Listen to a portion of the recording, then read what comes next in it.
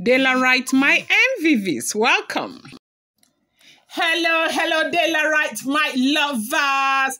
I love you guys so much. So this is coming as a complimentary to my lovers. Gather your children. Let's do something about some of the history that our children need to know. Okay, this is purely complimentary for my lovers, Delarite. Okay, so we will be talking about Moremi.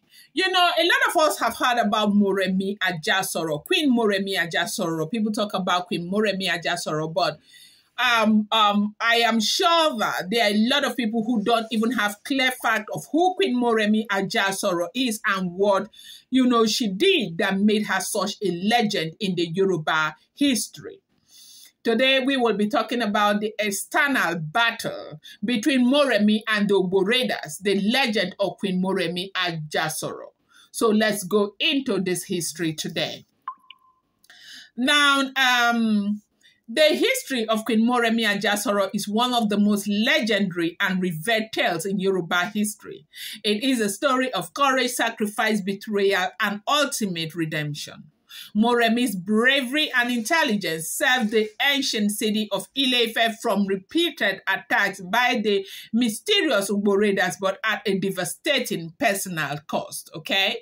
Her legacy is honored to this day, not just in Ile-Ife, but across Yoruba land with statues, festival, and folklore preserving her memory. She is considered a symbol of female strength, patriotism, and self-sacrifice. Now, who was Queen Moremi Ajasoro? Queen Moremi Ajasoro was a princess from Ofa and later became queen of Ile-Ife after marrying Orimayan, the son of Oduduwa and a future Alafin of Oyo.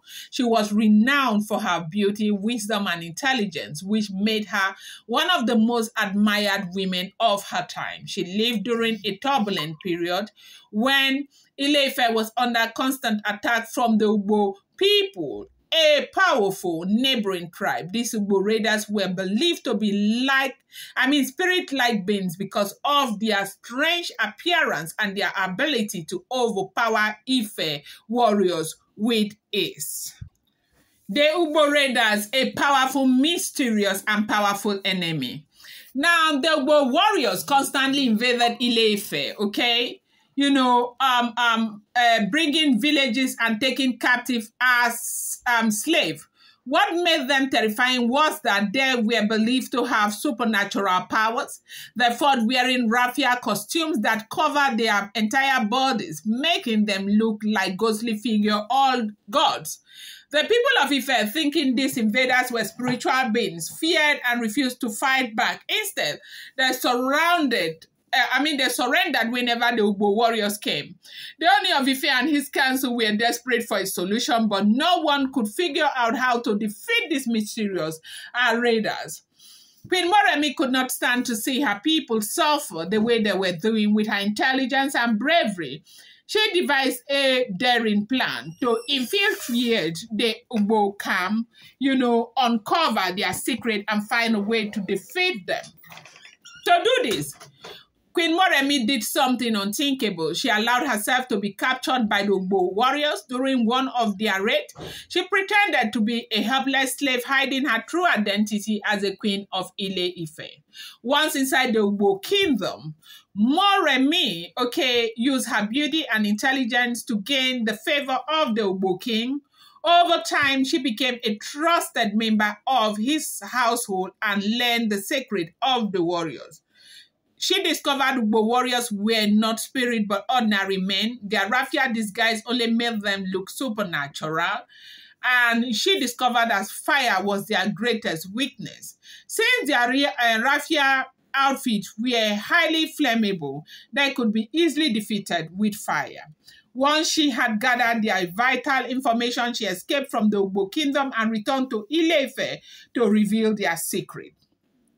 Now, Ile-Ife, now armed with Moremi's knowledge, the people of Ile-Ife devised a new battle strategy. The next time the Ugbo raiders attacked, they were ambushed with torches and fire.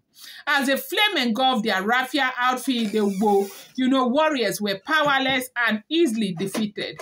This was the turning point in the war, and Ile-Ife was finally free from their oppression. Now, the price of victory, Moremi's greatest sacrifice. Before, setting out on her mission, Moremi had sworn an oath to the river goddess, a sea mirren, promising to offer the most valuable thing in her life if she succeeded. When the war was won, the goddess demanded her due. Moremi's only son, Ola Rogbo. Heartbroken, Moremi pleaded for another sacrifice, but the goddess refused. True to her word, Moremi gave up her son in sacrifice, and he was taken away by the gods. Her grief was unbearable, and despite her victory, she felt deep sorrow for the loss of her child. She later left Ile-Ife and returned to Offa, her hometown, where she lived the rest of her days in mourning. Now, Moremi's legacy, the Moremi Statue of Liberty. In honor of her bravery, a monumental statue was erected in Ile-Ife. The Moremi Statue of Liberty stands 42 feet tall, making it the tallest statue in Nigeria and one of the tallest in Africa. It symbolizes the strength and sacrifice of Moremi. Now, the Igbi Festival. The Igbi Festival is celebrated annually in Ife to commemorate Moremi's heroism. During the festival, women dress in raffia costume to mock the defeated Ugbo warriors and remember Moremi's sacrifice.